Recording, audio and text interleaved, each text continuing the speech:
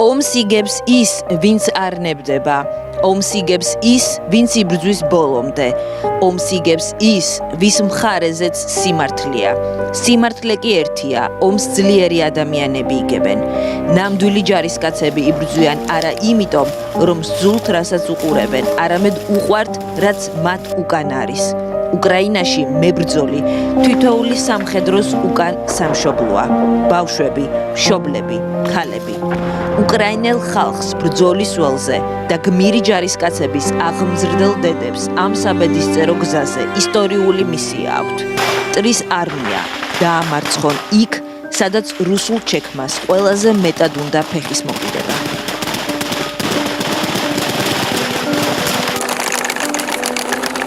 უკრაინელი სამხედროების უკან ეს ადამიანები არიან. ლტოლვილები არა მარტო ომს გაურბიან, არამედ საომარ მოქმედებებზე მოგონებებსაც. დღეს, ვისაც პუტინის ომი ლტოლვილად აქცევს, უკრაინის მომავალი უნდა შექმნას. და ამიტომ არის თავისუფლების მოყვარე ხალხისთვის გადარჩენა ნომერ პირველი ამოცანა. მედუკას საზღვრის გადაკვეთის დროს უკრაინის ეროვნული დროშა უკან რჩება, მაგრამ ყველა მიცის, რომ მტკივნეული, იძულებითი განშორება ერთადერთი გამოსავალია და რაც მთავარია დროებითი.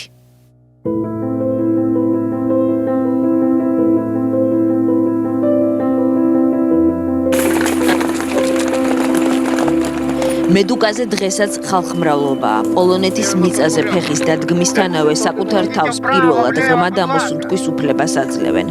პოლონეთის საზღვარზე ყველა ემოცია ერთად იყრის თავს. ტკივილი, სიხარული, ბრაზი, მონატრება, სიყვარული, სიძულვილი. ნოსტალგია იმის, რაც ერთი თვის წინ დასრულდა. მთელი ცხოვრების მანძილზე აშენებული წამში დაინგრა, დაიმსხვრა, დაიწვა. უკრაინელებს ხვდებით საზღვარზე და ვეკითხებით, რას გრძნობენ, რაზე ფიქრობენ და რა ყოფილა სინამდვილეში საოცნებო. არ ვიცი რას გრძნობ, თითქოს შვებას.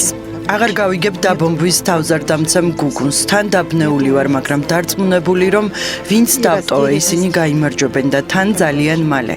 ჩემი ქალაქი სუმია. ყველაფერი დაინგრა. სახლის დატოვება ყველაზე რთული ყოფილა. ფიზიკურად არ გამიჭირდა, უფრო ემოციურად. ჩვენ ძლიერი ხალხი ვართ, ყოველთვის ვუმაგრებთ ერთმანეთს მხარს. დამიჯერებთ, ახლა გადმოვდივარ და უკვე უკან დაბრუნება მინდა. Бомбоубежище было человек 600. თავშესაფარში 600 ადამიანი ერთად ვიყავით. ქალები შვილებით, შუქი არ მქონდა. მარტო ომის დასრულებაზე ვფიქრობთ. ავადმყოფი დედა დავტოვე, 90 წლისაა. საწოლზე მიჯაჭვულია. მინდა მხოლოდ გამარჯვებაზე ვიფიქრო, რადგან ასე მალე დავბრუნდები უკრაინაში. ზაპოროჟიედან ვარ, ულამაზესი იყო, ვიდრე ჩვენამდე არ მოვიდა ომი. ვერც ვიჯერებდით. დაბომბეს სახლები, აეროპორტები. ჩემი მეუღლე დარჩა. დღესაც მითხრა, რომ მთელი ღამე შეტევა იყო.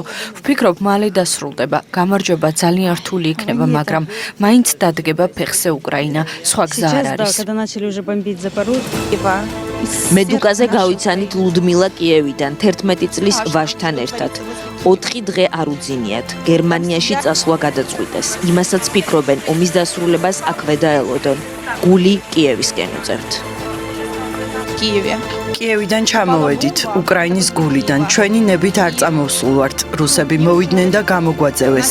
გვართმევენ ყველაფერს, გვიკლავენ დედებს, მოხუცებს, ბავშვებს.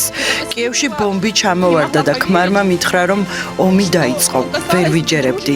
წარმოდგენა არ გაქვთ რა ხდება კიევში.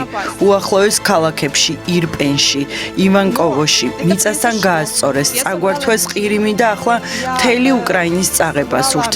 მალე წავალთ და მგონია ჩავალთ თუ არა გერმანიაში დამირეკავენ, რომ ომი დამთავრდა და იმ წამსვე, მაშინვე უკან წამოვალ.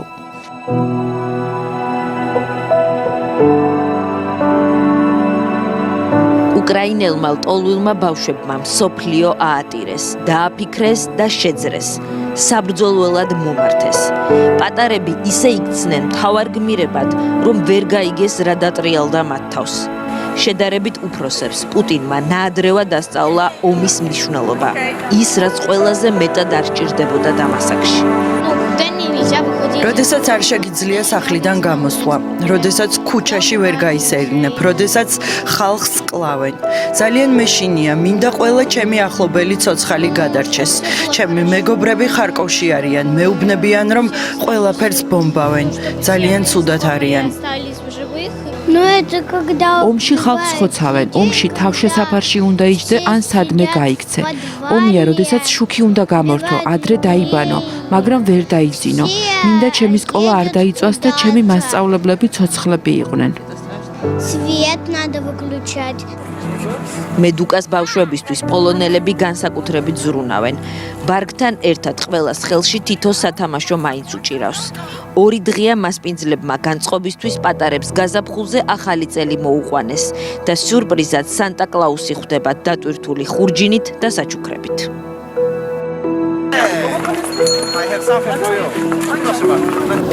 თავარი მედუკამდე მოსვლაა საზღვარზე უკვე უკრაინელ ტოლვილებზე პოლონელები ზრუნავენ. ეს რიგი საწყისი წერტილია. აქ უკვე ავტობუსები დგას, იღებენ პირველ ინსტრუქციებს და იწყებენ ხანგრძლივ მოგზაურობას.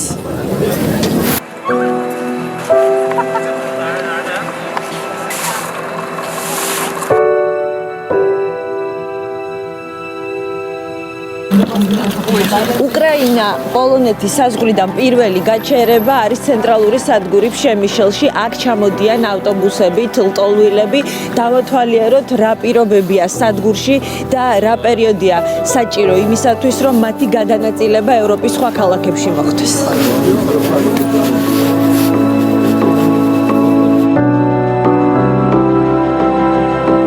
მეორე მსოფლიო ომის დროს ფილმის გადასაღებად გამართული მოედანი არ გეგონოთ.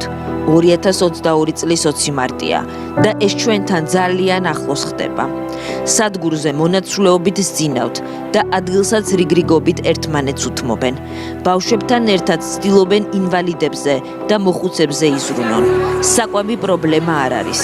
ყურადღებაც ყველას ყოფნის, მაგრამ ბევრი პრობლემა ერთად დაგროვდა. ჯერ უნდა გადაწყვიტონ, სად ურჩევნიათ წასვლა, თუ პოლონეთში დარჩენაა გამოსავალი.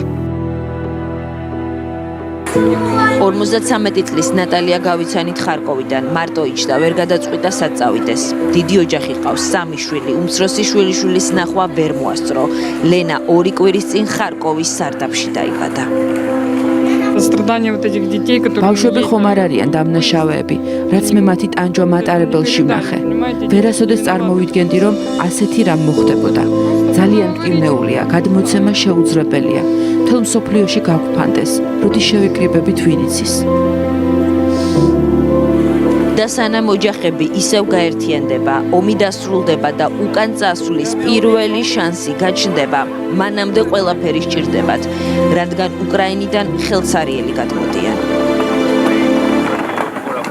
ფშემიშლიდან ავტობუსები გადის ევროპის თითქმის ყველა წერტილში, ნებისმიერ ქალაქში, სადაც ლტოლვილები მოინდომებენ.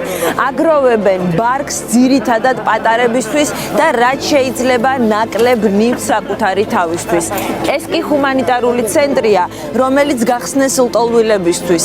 აქ იყრის თავს მათი დახმარება და აქედან უფრო მარტივია მათი გადანაწილებაც. უკრაინელებმა ომის დროს ნამდვილი მეგობრები და სანდო მეზობლის ფასი გაიგეს. არ არსებობს მადლობა, რომელიც პოლონურ გულისხმიერებას გაუტოლდება ან გადაწონის. პოლონელების მიერ უანგაროდ გაწვდილი ხელის, ზრუნვის და გამოხატული სითბოს უკან დაბრუნება შეუძლებელია. უკრაინელებისთვის პოლონეთი დღეს და ყოველთვის იქნება იმედი, ძალა და მასპინძელი სახელმწიფო. პოლონეთი უკრაინელებისთვის მეორე სამშობლო ხდება ომში და როდემდე ეს არ არის.